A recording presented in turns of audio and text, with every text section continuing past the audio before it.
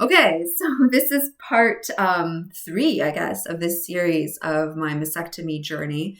And I'm going to be talking to you about what it was like at home recovering from my mastectomy. So one of the things that I was told is that as soon as I can, I should start walking, and I don't have to walk long. In fact, I was reading, and I'm sure any of you are going through this. The guides tell you to just walk a little and kind of build up to maybe 30 minutes a day, but like you're literally building up to it.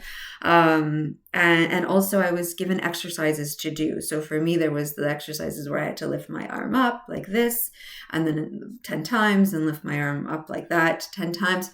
I should say it wasn't all the way up. It was only 90 degrees. So again, and also it's important is don't push it to 90 degrees. I have to say, when I first lifted my arm, because of the drains, to be honest, I was able to maybe lift it up like this much, right? Especially on the side. I think maybe it was a lymph node. I'm not sure.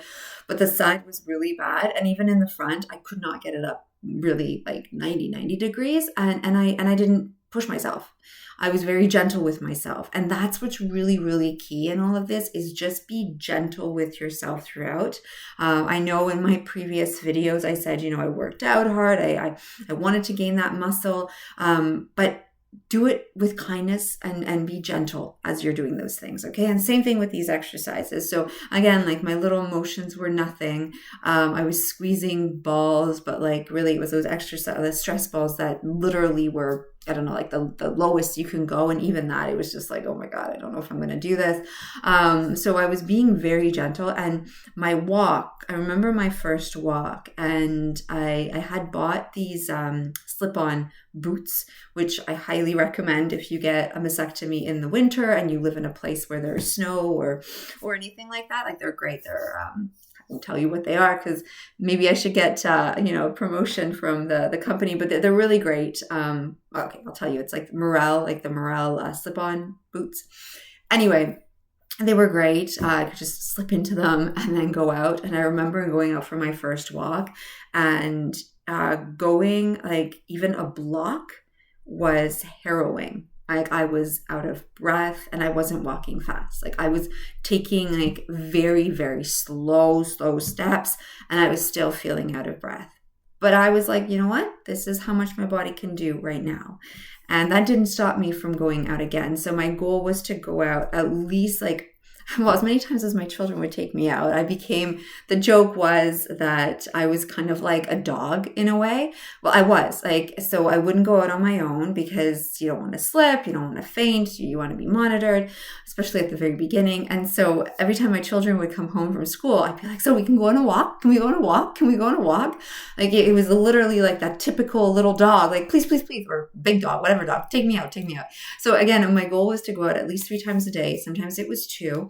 And sometimes it was none. Now, that's important to say too, because it is the winter here in Canada where I live, and there was ice. Sometimes it was very icy. I actually did go out in a snowstorm with a friend, but the ground wasn't icy. But as soon as it got icy, you don't want to slip and fall, because if you do, you can risk rupturing your entire incision and more surgery, who knows, right? So no, that's not good. So what I did instead is I would do marches at home. So I would lift my legs up like high, like you would as a soldier. So the idea was to work my abs at the same time as working my legs and getting that moving as well. So I did exercise 3 times a day. And actually, now that I think about it, I should exercise 3 times a day even now, right? Which I haven't been. So that's there's been other things going on, but at the same time, like, it was so nice to pace my day in that way. Like, I wouldn't exercise for long, but it was still good to do that. And I would even do like leg raises to the side, to the front. But again, only do these things if you have that abdominal strength. You don't want to fall. If you want, you can hold on to something. But that really, really helped me. So what also really helped is getting my drain taken out. So I was lucky. I only had 1 drain. And when that was removed, it was such a relief, and my energy just came back. Now, I should say, don't ever get your drain removed prematurely, because that drain is helping you recover, right? Like, that's helping your body get well. It's getting rid of the excess fluid that you have, and it's very important. But as soon as I got down, and I got down very quickly to I think it was like less than 20 milliliters, or less than 20 or 30. For me, it was like, for days, it was like maybe 10 milliliters a day. Anyway, but I still waited a week. But by the time when that was removed, it was so liberating. So if you are going, if you just got out of a mastectomy and you're dealing with all of this, just know it does get better. And once the drains come out, it does get much better. But even when they came out, I wasn't in like top shape. I had an allergic reaction to the Tegaderm, so that wasn't fun. And also, like, my mobility wasn't like this. It was more like, okay, let's just like kind of slowly put it up. And you got really excited when you put it all the way up, and it is exciting when it happens. But I kept at it. Like, I kept walking. I kept doing all that. And what I should also say, because I talk a lot about exercise, is I rested a lot. So when I say I would exercise every like 3 times a day, it wouldn't be for like 30, 40 minutes. It was literally, I did my arm raises.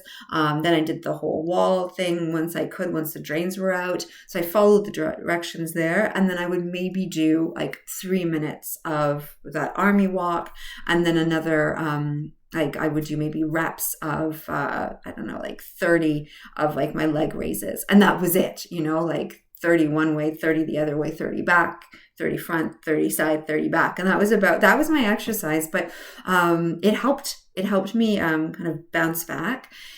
My children helped, as I mentioned in my other videos as well, a great deal. My friends were wonderful. So it was, as I said in my other videos, like, my friends have been key to my healthy recovery, or quick recovery. Also, just to talk about my children, they're 13, well, almost 13 and 11, and they were so proud to be able to help me, and that made me happy. Like, for them, my eldest helped me with my drains, because that was very not fun, and I can tell you more about that.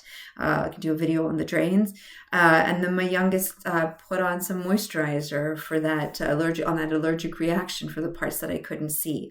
Now, right now, you see me, and I'm like this ball of energy, and one of the reasons why I didn't make any videos is because I was exhausted.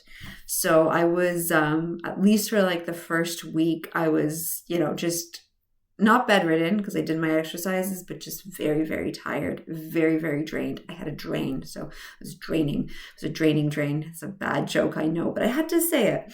But anyway, so I was very tired, and I was just not myself. Like, I was this like weak little, not weak, but my body was very weak. And so that's why surrounding myself with really good people was paramount, because I was very vulnerable. Like, I had friends that had to drive me to nurse appointments for the drains, because in Canada, or at least in Ontario where I lived, they didn't come out. I had to go see them. So 3 days after my surgery, I was in a car in pain, because every bump you feel.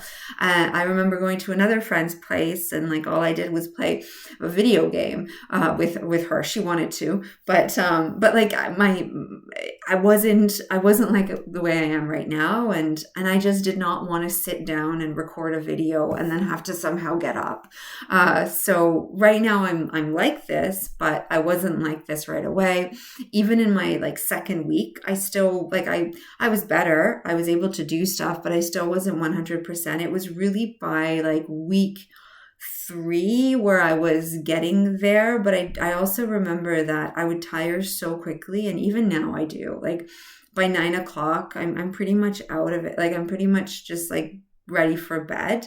I remember seeing a play with my daughter. It was an amazing musical, but it was a late one. It started at 7:30. So by the time it ended, I was just like, I want to talk about this play. I just can't find the words because they're all jumbled, and I'm so tired. And that was week 3 after my surgery.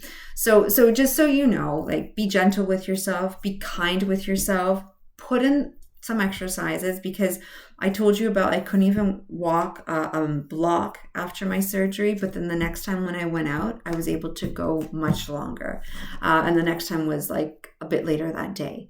And that became longer and longer and longer. And I remember by my second week, actually it was like 2 days after my second week anniversary of my surgery, I remember my girls and I, we went, we were house shopping. I'll tell you more about that. But we went to visit a house and it was a bit further away. And I was walking at my normal pace and I wasn't getting tired. And I could go and go and go and I could continue. And so we ended up visiting some more open houses just on our walk back. And we took a longer way back to look at some other houses. At any rate, all this is to say is that it does pass. So just be gentle with yourself. And even if you're tired, just go for like a short little walk. Listen to your body. If you feel like it's too much, then you can turn back. So I wish you the very, very best. If you have any questions, feel free to ask. I'm not a medical professional, so I can't really guide you on much when it comes to that, but I can tell you about my own experience. And if it helps, then I'm very, very happy. Thanks.